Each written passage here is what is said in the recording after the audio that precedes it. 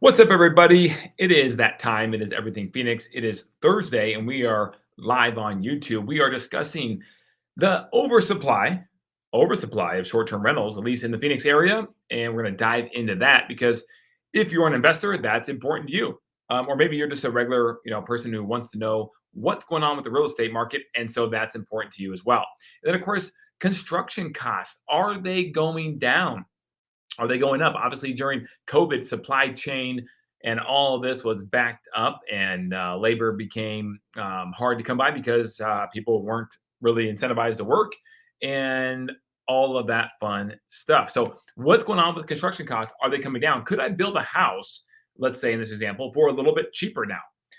We're going to discuss that and dive into that here in just a second. And the Arizona Coyotes, what is going on with that? Remember, we talked about that. They had a they had a brand new campus, right? The arena and a multi-family aspect to it, dining, shopping, the whole nine yards, commercial, and it got shot down by the voters of Tempe, which still stinks. I don't live in Tempe, but I wish that would have passed because that would have been a great area to watch a hockey game right there on the Salt River. Centralized location. Would have been great for the Coyotes, I think, right? And then, of course, SVB lending millions again. Now, what's SVB, guys? SVB is Silicon Valley Bank. They are fondly remembered as the bank that actually got taken over by the FDIC because in the receivership because they were going to go under recently here with the wonderful economy, and they are back at it. They are back at it. They're lending millions to startups again, it appears. So what's up with that? We're going to cover that all and more, guys. So thank you, as always, for taking your precious time to dive in. We're back in the studio, and it's summertime. It's hot outside in Phoenix, but it's nice in here, right? It was only like a I think it was a cool 107 outside, something like that. So it wasn't bad. It wasn't bad, right? 107 is nothing. So it's a dry heat. It's a dry heat in Phoenix. But we're going to jump in here. I'm going to share my screen and get started because we're going to cover a little bit of market conditions as well, in addition to the short-term rental market and the flood of supply, right?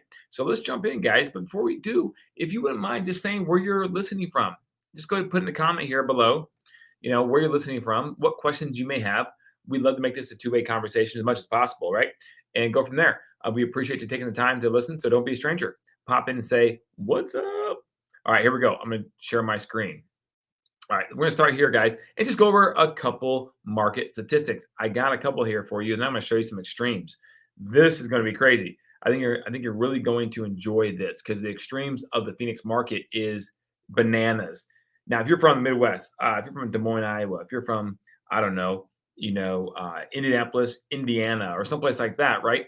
Major cities, big cities, but they don't move a whole lot when the market goes up or down. They stay fairly steady overall. So you're going to be your eyes going to be shocked to see the extremes, high and low, for some of these stats right here on the screen for the Phoenix marketplace over the past almost 20 years. Okay, so here we go. Just so you guys know where we stand, really quick general market overview. We're looking at about 14,000 active properties, but if you take the ones that are under contract out of the equation, there's a lot less. Okay, there's a lot less than that. You're 11,000 or so. Okay, and then sales per year, 74,000. That is down, of course. Sales per month are actually up. June has been fairly resilient, guys. It's been hot, and some people are going on vacation. Kids are out of school, but June has been actually a pretty busy month here in Phoenix for real estate. It usually is. And then, of course, July is always a little interesting from that standpoint. So we have days on market, which are actually equal to last month this time at 87, holding steady for active properties, 66 for properties that are selling. They're going down, guys. Homes are selling quicker, just a little over 2 months. Okay. And then average price point is at 440 right here. And then, of course, just last month is at 432,500 for the median price point, excuse me. And the Cromford Market Index continues to climb from 161 to 165, meaning the market is getting stronger and stronger. Less deals to be had. Interesting, right? All right. So now let's pop over here. Look at these extremes, guys. This is going to be crazy. I'm going to see if I can't make my screen just a little bit bigger. Yeah, I can. Look at this. Look at this. Here we go. All right. Check this out, guys. These are extremes. extreme statistics, highs and all-time lows over the last 20 years in our housing market. Look at this. The high in 2007, 58,000 homes on the market. What did we just say? Right now, 14,000. Okay. Pending listings in 2010. Okay. 15,000. And pending listings, 5690. All right.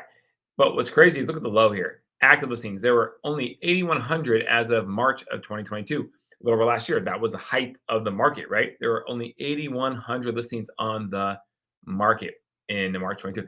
Typical of the average. The average, 26,900, is a balanced market, so to speak. That's the average over the last 20 years. Think about that, 26,000. Right now we have 14, okay? Now, sales per month, the high is 11,708. The low is only 2,500 homes selling in 1 month, and that was in '08, right? Because the market was tough in '08, right here. You guys see where my cursor is? And 7,165 is the average, 7,165. All right, so days on market, 136 was the high. 136 days it took to sell a home on average in 2008, guys. I was selling real estate. I've been selling real estate here in Phoenix since 2005. '08 was a doozy, right? That was a that was an interesting, tough market. A lot of people quit. A lot of people got out of the business. I did not. A lot of people went part-time. I did not. And you just gotta tell you what, you gotta midstream adjust. You gotta figure out a way to be resilient and have some grit to get through these challenging times. And right now is nothing compared to this, right? It is not that challenging. Challenging in different retrospect to an extent, right? But not that challenging like it was in '08. Now, days on market, the low was 24 in 2005, right? It was even lower than was in 2022. I remember homes were flying off the shelf, right? In '05. And then typical 73. Okay, 73 days on average is what typical length it takes to sell a house in the Phoenix area. All right, I think these are kind of extreme lows and highs, right? This is pretty crazy. Let's go down to median sales price. Okay, here we go. The high was 475 right here, and that was in May of 2022. Right, that was just last year. Okay, about a year ago. 475 is the high it reached. In 2011, it was 107. $107,000 was the median sales price in 2011. The average, what it's been over the last X amount of years there, is 219,000. Guys, why 107? Why? Because everything, I mean like 98%, like almost everything for a year or so during this time frame was a short sale or a foreclosure. It was bananas, right? It's bonkers. 107, guys. The average home, pick it up in Phoenix, $107,000. No problem. In 2011. Wow. Okay. And then, of course, what else? I don't know. Is there anything else here you want to see? Month supply. Okay. This is the last one. We'll stop here. Month supply. 20 months, 20.6 months in '08. Month supply of real estate on the market. And the low was less than 1 month in 2005. The average is 4.3 months of inventory on the market. Right now, inventory right here, days on market, months day inventory right here, 1.6. We're at 1.6 right now, and the average 4.3 right here. Okay, so we're well below the average in this market. There are not, guys, there's not going to be a lot of deals coming anytime soon. Good deals, right? The sky's falling because we have a supply problem, right? Now you can see real quick. We're gonna jump around here over to Cromford, Phoenix. 215, guys. Remember, a balanced market is between 90 and 110 on the CMI. 90 and 110. We are at 215 in Phoenix. We're not even remotely close to a balanced market in Phoenix right now. So if you are a home seller, this is a good time to sell, no doubt. If you're a home buyer, it still is a good time to buy, in my opinion. For most people, I can't. It's not a blanket statement, right? It may not be a good time for you to buy for your situation, but overall, if you're just sitting there with a bunch of cash, waiting for the right time, you could be waiting for a long time, guys. Because remember, you can't time the market perfectly. No one is that smart. Let's go to let's go to Fountain Hills. That's been resilient. 265. Wow. Let's go to Scottsdale. 171. Queen Creek in the Southeast Valley. 116. Barely over a balanced market. Go to West Valley, Glendale. 270. Oh my goodness. All right. Let's check out the surprise. Stay in the West Valley and go to Surprise. 132. Okay. Glendale to Surprise. Big difference. Glendale's more insulated, right? It's further closer to everything, right? As opposed to Surprise, which is more on the outskirts. So let's go Peoria. 184. Wow. Let's go to East Valley. Gilbert, 226. Chandler with 294. Wow. How about Mesa? Where you at, Mesa? There you are. 203. It's strong across the board, guys. It's pretty good. Tempe, one more last one. Tempe, 191. Okay. So you get the point. It's pretty resilient out there. It's pretty good market. All right, now let's jump into the short-term housing market. This is interesting. Now, this information is from AirDNA, okay? U.S. market review, short-term rental industry begins rebalancing as supply slows and bookings leap. So the whole thing recently has been about how the short-term rental market has just been slammed with inventory, and it has, guys, in Arizona especially. But let's look at the review here as of May through 2023. Now, we all know a lot of these things will hit them really quick, but inflation peaked at 8.9% in June 2022, and recently it dropped to 4.1% from 5% in April of this year. So it's down. But the target rate is what? 2.5 for everybody, for all the economists out there, right? 2.5. We are not there yet.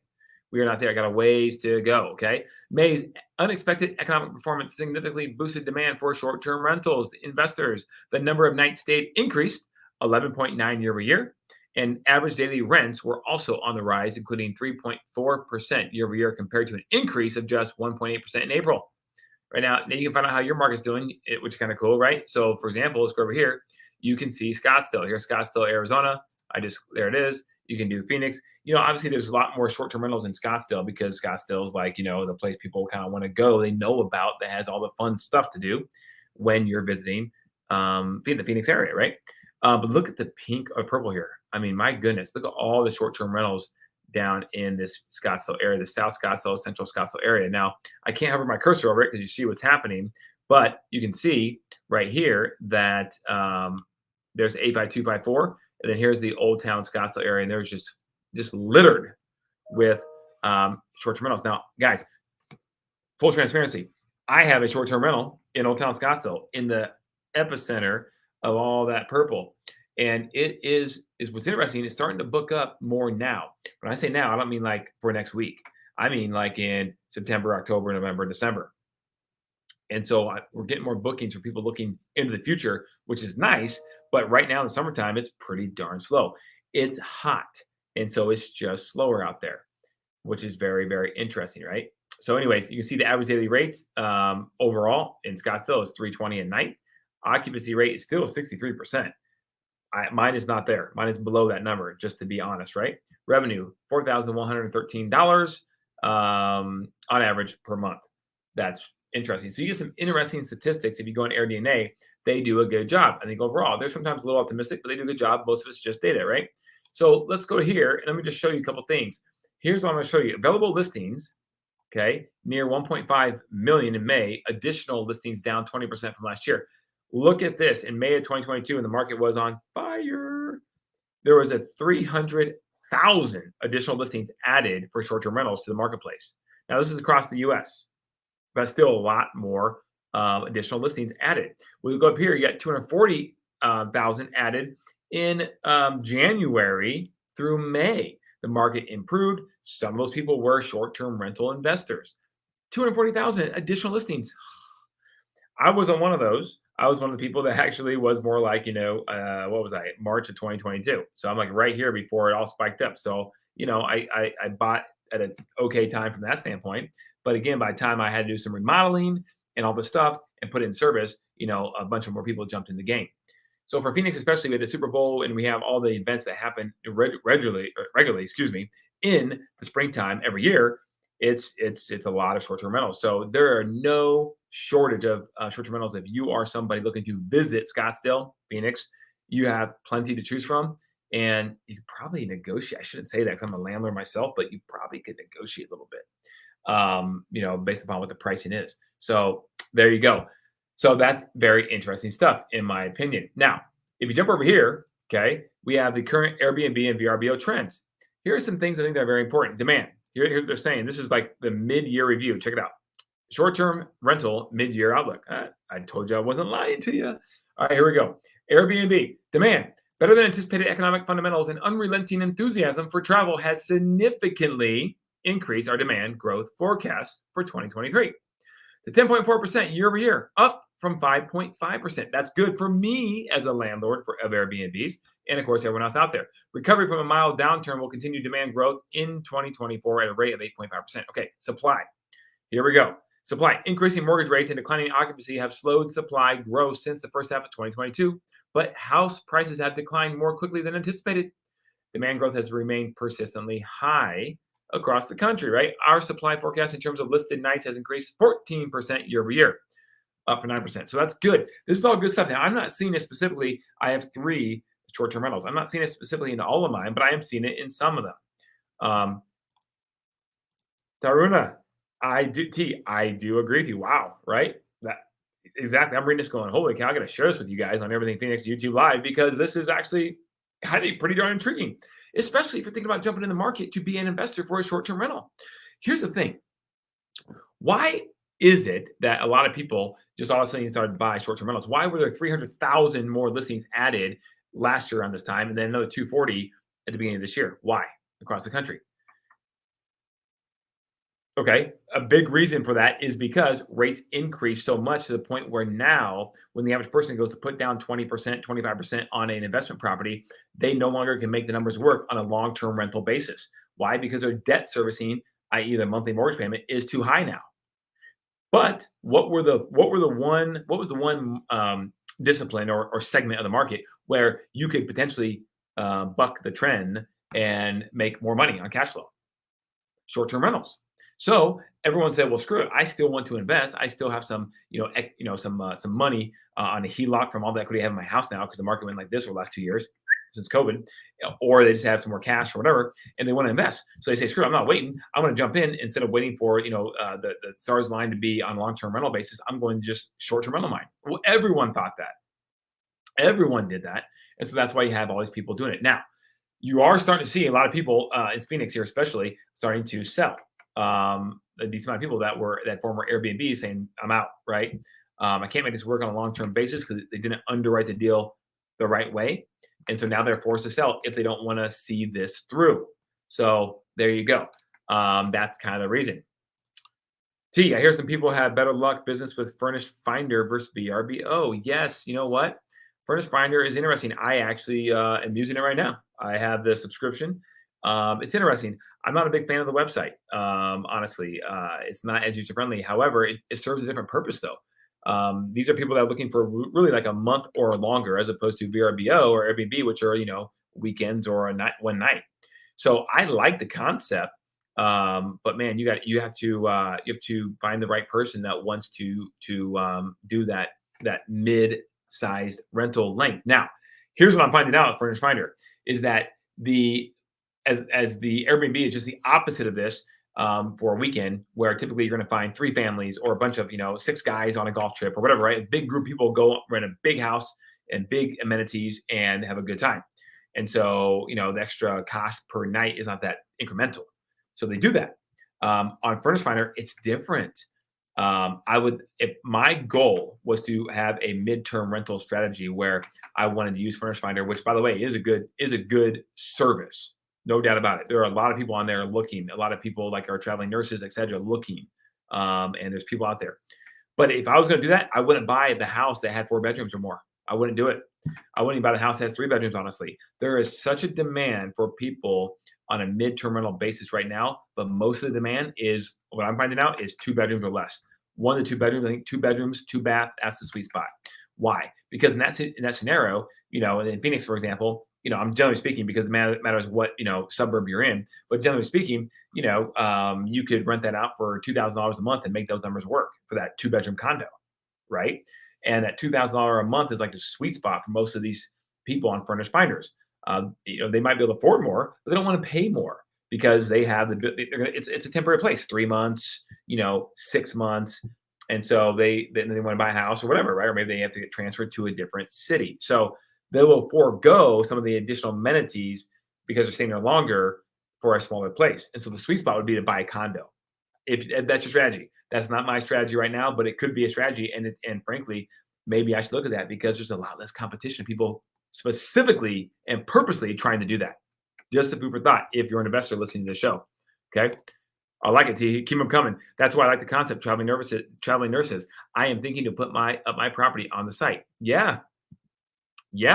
And T as a condo, I'm telling you, it will do well. It will do well. And you have a lot of business professionals, people I'm finding that are reaching out that are relocating for a job, right? And it may not even be a permanent relocation. It could be like an engineer coming to work at TSMC, that plant, or just some smaller company, a contract for 3 months to help them get on track for whatever it is, and then they know they're going to be leaving, going back home to wherever the home is, or maybe on to the next contract in a different city. So yeah, absolutely. I think it's smart. I think your place on a midterm basis would rent out well. And there's a lot of people in there looking for a year too, by the way. So that if you want a year, which is always better, if you can get it, for the same price, that's not a bad deal. All right, now I'm going to share my screen. Go back here. So supply, we talked about it. Occupancy. They believe that strong supply growth will create a second year of declining occupancy. The decline is not quite as steep as previously forecasted based on demand strength. In 2023, we'll see an occupancy rate of 57.6, up from 56.7 last year, which is good. Okay, our forecast, right? So you have declining occupancy, but it's going up from where it was. And the overall gist of this, guys, is that occupancy is still better than what it was prior to COVID, even though it's been down. Because 2021, especially, was like it was a dream year. I think there's a chart on here actually too. Look at this here. Yeah, here we go. Demand up 12.6% in April. Forecast increase to 10.4. So check this out, guys. This gold line here is 2022. Yeah, I'm sorry. So it's even better in 2022 for a short-term rental investor. Look at that. They're forecasting 2023, this gray line, to continue to be up here. I don't know. I hope so. I don't know if it's gonna be that strong demand, but right here is the height of the travel season for most people, right, across country because kids are out of school. Well, in Phoenix, no one's really coming here in droves, right? There's people coming here, but not like because it's hot in July. So this is going to be a national average, yes, but for Phoenix, this is skewed, right? Ours are on this side are going to be a lot higher. On this side, a lot higher, and dip down in here a little bit, right? 2024, they're forecasting the demand to be even higher in 2024. So that's good news, maybe if you can hold on to your investment, even though your place is not renting for what you thought it would right now currently. Now going back to our pointers here, this is interesting. Average daily nights here, right here. Average daily rates, ADRs. Economic uncertainty and persistent inflation have led the consumer to search out value, but better than expected economic conditions in the first half of 2023 have increased our forecast to 2.1% year over year, up from 1.7. So that's good. That's good because the market has been resilient the first half of 2023, even with high interest rates. Okay. Then revenue per available rental. So this is interesting, guys, right? I think it's very interesting. If you're looking at short-term rental as an investment, this is something you need to know about. So right now, I'm still bullish on it. I'm not selling mine. I don't have any plans to do that whatsoever. But if I could find a traveling nurse when I had the blocks open for 3 months, I would gladly take it and take less to do that, right? Because again, Phoenix, it's pretty slow in the summertime. Let's look at mortgage rates, guys. Here we go. We know we like to look at mortgage rates, even though they look awful. Guys are up again, 7.04%. So we're playing this yo-yo game right now between 6.9 and 7.15 right now. It seems like it just keeps going down, up, in between that range. Hopefully, at some point in the next 2 to 3 to 4 months, we start creeping back down to 6.5 at least, right? And then towards the end of the year, maybe closer to 6. That would be awesome. That's not it's kind of my prediction, honestly, but I don't know if that's going to be true. It's just a very educated guess, right? So here, there's a rates, okay? I mean, now let's go to where I'm at. Oh, let's go to some development news, guys. This is the fun stuff. Here we go. This is interesting. National report shows construction costs are finally leveling off in Phoenix Metro. So now everyone can go out and build that dream house they always wanted, right? Because costs are finally coming down. Hold on. Yes, they are, but it's not. It's comparative, right? It's not maybe as drastic as you may think. So here we go. Let's read this real quick. Here's a map. I love this. Although construction costs have spiked in Phoenix Metro in the past 3 years, fueled by supply chain issues and other factors, it appears those prices are finally leveling off, but not like, decreasing a ton. The study from global construction advisory cost and project management firm Ryder Levitt Bucknell, RLB, found that it was 7.5% more expensive to build in the Phoenix Metro area in April compared to a year earlier. So it's gone up 7.5% in terms of the cost to build. right? Year over year in Phoenix. That figure ranks fifth among the 12 U.S. metro areas that were researched below. Okay. Only Boston, Portland, Seattle, and Chicago reported higher year over year increases in their deal. On a quarter to quarter basis, however, Phoenix saw its comparative cost index. Here you go. Comparative cost fall each quarter from last summer. That's good. From January to April, Phoenix saw the comparative cost index fall from 1.6 to 1.36. So not a huge number, but that's actually not bad, which is below the national average increase of 1.56. So here you go. You can see Chicago 9.24, Phoenix 7.58. So Chicago, how in the world is that? Is everyone leaving Chicago and that's why, or is it because people are going there and it's just too much? It can't keep up with demand. I would think it's the former, not the latter, right? But New York 6.29, people are leaving New York in droves, right? And DC. Then you got Boston, which Boston, people are still staying up in Boston because Boston's cool and it's not as crazy. But Vegas 6.94, Denver, San Francisco, LA, and you got Honolulu coming in at a low 4.54. Everyone should run to buy a second home in Honolulu right now, right? It's so cheap to build there. Just kidding. Just kidding. All right. So here we go. This is the good news.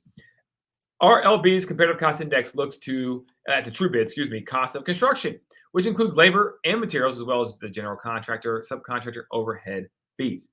Here we go. April 22. Boom. Goes up in July as we expect.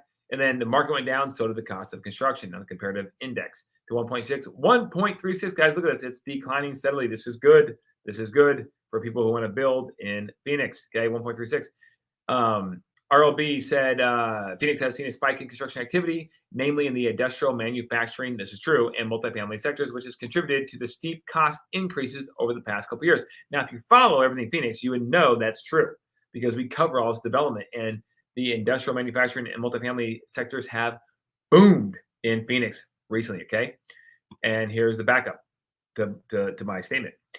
In 2023, Phoenix Metro had more than 45.8 million square feet of industrial space under construction. That is a lot.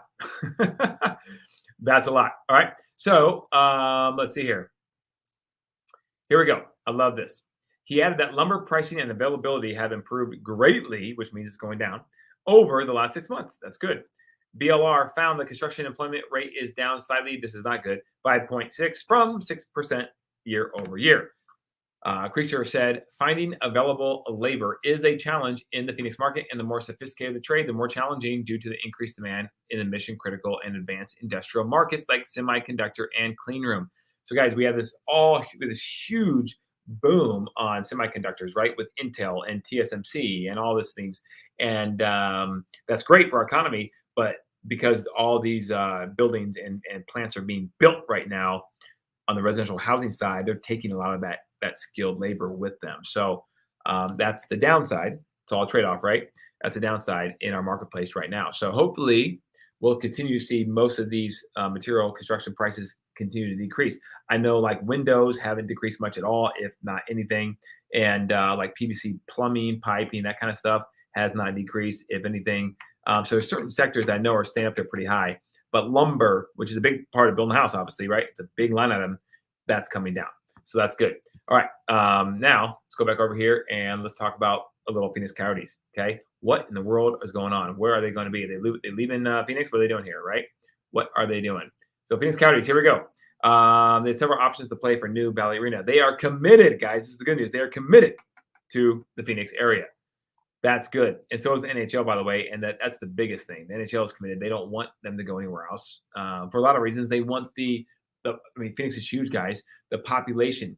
And guys, Phoenix youth hockey is actually pretty big. Even though we're in a desert, it's a pretty big system in the Phoenix area. So they don't want to lose that. They want hockey to be huge in Phoenix because there's so many people down here. They want, it comes down to money, right? The revenue. They want that. They want that exposure in this market. So they want the Coyotes to stay here. He said they have several options to play in several different places they're looking at right now. There was the design rendering of the entire project, which included more than just their arena right here, but beautiful, beautiful. Hopefully they can get that done somewhere else here shortly. But they're looking at places like Scottsdale, Tempe, Mesa, Phoenix. Here we go right here. And those places right there. But Tempe's probably out. It could still maybe happen if it's at a different place where the Voiders didn't care as much about it, being right there at the Salt River area. So This is interesting. Look at this, guys. Mullet Arena is where the Arizona State Sun Devils play, the college team, and it's a 5,000 seat venue. And they came from a venue in Glendale, I believe that was around 16,000 seats, maybe 17. And here's what it says. Look at this, the CEO. We actually had a 10% increase in ticket revenue despite a 75% reduction in capacity. We had more premium revenue, more food and beverage revenue, and the third highest average ticket price. Let me say that one more time. The third highest average ticket price in the NHL. Maybe the Coyotes are onto something. Maybe when they get their new arena, they shouldn't build it 17,000 seats. Maybe they should build it like 7 or 8. Or maybe there's a sweet spot somewhere in the middle there. Obviously, they're way more smarter than I am. I'm just talking out loud, but that's interesting, right? He said the team saw its season ticket renewals increase in the same with its corporate sponsorships. But he said still, he conceded, right, that not having a specific plan in place is hurtful for the team going forward. And uncertainty is not good for either one of us, right? So they're trying to get something going here, right? Hey, Larry, what's going on? Hey, Kelly, we finally moved to Phoenix. My wife and I have been here since June 8th. Yeah, Larry from California. Right now, staying in an apartment for 9 months. We'll be ready to buy a house. And then hopefully, by then, hopefully, that's awesome. We'd love to help you out, as you know, Larry. So let us know. Shoot us a DM on YouTube or comment below and give us your email. We'd love to follow up with you if you don't mind. I'd love to help out any way we possibly can. But that's awesome. You guys finally made the move. You know what? Hey, listen, June, Larry, has been actually, and for everyone else listening, has been actually really mild. I mean, it's kind of hot. It's starting to get hot now. But the first half of June was actually pretty darn mild. It was awesome. So that is really, really cool. Abby's jumping on the bandwagon here. Hey, welcome to the best desert state, Larry, with a cactus emoji, of course, right? Very, very apropos. Good job, Abby. Thank you. But yeah, Larry, let us know how we can help. Love to do so. All right, let's keep rock and rolling here, guys. You know, I won't keep much of your time past 30 minutes, and I'm approaching that time here, if not already. So I'm going to rock and roll here. Here we go. Gilbert builder wins state land auction with bills to plan more than 400 homes. Okay, here we go. This is interesting. Blanford Homes, which is actually a really good reputation. They have a good reputation, a good reputable builder. They bought a parcel for $37.85 million. It's this little parcel right here in Mesa, and they're going to start building homes. It's going to be about 2 years away, but you're looking at a 1,200 acre master plan community. I think they said it's about 500 homes, if I remember correctly, reading this right. When I read it earlier, yeah, 400 to 500 single family homes. Here you go at Haas Crossing. So that is cool. The prices will start in the high 500s, they believe, and they make a quality home. So maybe be on the lookout for that in the next couple of years. But they said it's going to take about a year to finish up everything. And then, of course, the entitlement, the development, and then, of course, before they can start selling, it might be about 2 more years. But there's other things going on in that Mesa area. That's just one of them. So right there at, let me hold still, Elliott Road and Sossaman. So it's going to be out in East Mesa, outside the Loop 202. Okay. A few more here. This is interesting. Now, I want to throw this in here, guys, because this has been a hot button in the marketplace, right? Commercial real estate is this buzz right now that people think could be a domino that could potentially fall due to the financing aspects when you have balloon payments due. So they're saying that office lease negotiations are changing as landlords pull out to the stops to retain tenants. Landlords are getting smart. They know they need to, because if the tenant leaves, if their lease is actually up, they might have a heck of a time trying to find another tenant potentially. Now, in Phoenix, I forget the stat. I should have looked it up. I apologize. But in Phoenix, I want to say that right now we're over 90% occupancy across the board on office, if I'm not mistaken, which is extremely good, right, for most places across the country. A lot of companies are moving here. They need office space, guys. People still want to work out of the office to an extent, even in some sort of maybe hybrid model. But it just talks about landlords now the tides have turned, right? Tenants have more leverage now because the commercial real estate space in terms of office specifically is not doing so hot.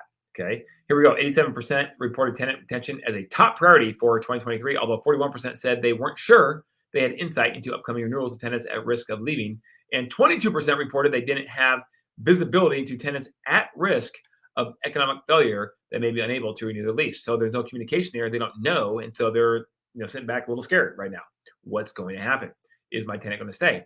And guys, it's not like a house, right? If a certain company leaves out of an office building, they may have had it built out specifically for their specific needs. Well, if they leave, the new tenant might come in and say, I don't know, I'm going to go and pass because it's not built out the way I want it. Or they might say, hey, I need a couple $100,000 from you to redo the space. And if you don't give me that couple $100,000, I'm not going to lease your office. So either way, there's some capital that needs to be injected in the deal if the tenant leaves in most cases. So you really don't want that to happen on the commercial side.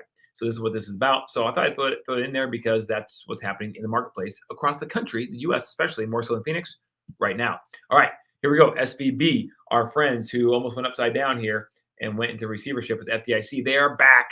And how are they back when they did that? Well, they are back because First Citizens Bank right here out of Raleigh, North Carolina, acquired them a while back when they were in trouble. So you have this bank merger again, right? I know a lot of people, the average human being, the average taxpayer isn't a big fan of that, but it happened. And now SVP is back at it. I hope they learn their lesson, right? We don't need this again. And frankly, guys, I don't know at this time if the taxpayer actually stepped in to bail them out at all. I hope not. I hope it was literally a bank-to-bank merge and the taxpayer was out of it. I don't know for a fact if it was or was not, but nonetheless, they're back on their feet to an extent, and they are leasing out to startups. So here you go. Let's see, acquired March 27th. Silicon Valley Bank has been doing many loan deals of all sizes throughout the time since the acquisition of by First Citizens Bank. And so they are rocking and rolling with, there's their team in San Francisco apparently. And they participated in $200 million funding of a Denver-based Pivot Energy in May, and it's $16 million of debt and blah, blah, blah. They're doing big things again. So let's just sit back and hope and pray nothing to go sideways with them again. Last but not least, because like to end on something kind of unique, right? Bottle Blonde. If you are a club goer, maybe you're just like to go have a good hamburger, right? Okay. You can go get a good hamburger somewhere else. This is Bottle Blonde is wild, right? In Old Town Scottsdale. It is a hopping place. And if you're a Ohio State fan, look, they're Ohio State. It's an Ohio State bar on college football Saturdays. My wife's from Ohio. She's a Buckeye fan. I am not. So I don't frequent Bottle Blonde on college football Saturdays. That's for sure. Matter of fact, I haven't been down there for so long. I couldn't even tell you where it's at in Old Town Scottsdale. But I know a lot of people love going down there because it's full of Entertainment Row, right? Entertainment District down in Old Town Scottsdale is truly amazing. It really is. So here we go. They're opening a new location. Where is it again? In Gilbert, in downtown Gilbert. Guys, downtown Gilbert, don't sleep on downtown Gilbert. I'm telling you, downtown Gilbert is nice. You should go check it out sometime. Just go in there and grab some dinner or something, right? You'll be pleasantly surprised how kind of clean and new and how many good food concepts are down there in downtown Gilbert. But an Old Town Scottsdale restaurant, nighttime entertainment venue is coming to Gilbert. They are owned and operated by Scottsdale-based Evening Entertainment Group, EEG, and will start construction in 2024 of a new 2-story, 12,000 square foot pizzeria and beer garden in Gilbert's Heritage District. So that's pretty cool. Okay. And speaking of which, downtown Gilbert, here you go. Their options include Dirk's Bentley's Whiskey Row, Soto Modern Cocktail Kitchen, Oso Brewery, the White Rabbit Speakeasy, which is awesome, and restaurants Postino East, Culinary Dropout, and Joe's Real Barbecue. EEG expects Bottle Blonde to join that mix in 2025. Good for downtown Gilbert. Tell you what, man, Gilbert gets this reputation as just being a sleepy family community, which, by the way, there is nothing wrong with that. Great place to raise kids. But that one little section of Gilbert, if you want to go have a little bit of time because maybe you got a babysitter for the night, there you go. Mom and dad can go hit up Bottle Blonde now on a Friday night or something. So that's kind of cool. I thought I'd bring that to you because it's a wild, good time if you want that kind of atmosphere, right? So, all right, guys. Thank you so much, as always. I appreciate the comments, T, Larry, and Abby, as always. And we went over time, so I'm going to cut it right there. But remember, I hope I brought some value to you today. What are your thoughts on the short-term rental market? Comment below. Let us know what your thoughts are. Would you jump in and do that if you had some dollars to invest, or would you just buy a long-term rental? Or would you go to multifamily, or maybe do some sort of apartment syndication if you could? What would you do with money to invest in real estate if you're going to right now, given the fact where rates are? I'd love to know what your thoughts are. Or if you're in a different marketplace, what would you do in market? Is your marketplace a place that now you can put down 20, 25% and make numbers work with the current rental rates in your marketplace across the United States. I'd love to know if that's the case because I might be coming to your city if that's the case because you can't really get that in Phoenix right now. That's hard to come by. So you kind of have to go short-term rental or you have to put down 50% or more, roughly speaking, maybe 35, maybe 40, to make those numbers cash flow in most cases. So it's because debt servicing is too high. Hopefully debt servicing comes down because rates drop at some point in the near future and that all changes. But until then, we'll see what happens. T, one more. I love it. Love it. The culinary dropout in Gilbert is massive. You know what? I haven't been to that one. I've walked down the street and saw it, but you're right. It is pretty big. I just have never been to that one. The one in Scottsdale is huge as well, right? I've been to that one a couple of times. That's awesome. Good food.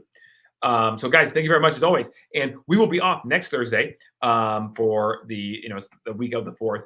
But we'll be off for that Thursday. But we'll be back the following week with some really hard hitting information because we're going to get some more information on development. I know it's coming, and the Cromford Report will be back up and running again because they'll be back from vacation. So thank you very much, guys. Until then, leave a comment below. Let us know what you're thinking, and keep it classy, Phoenix. Stay classy.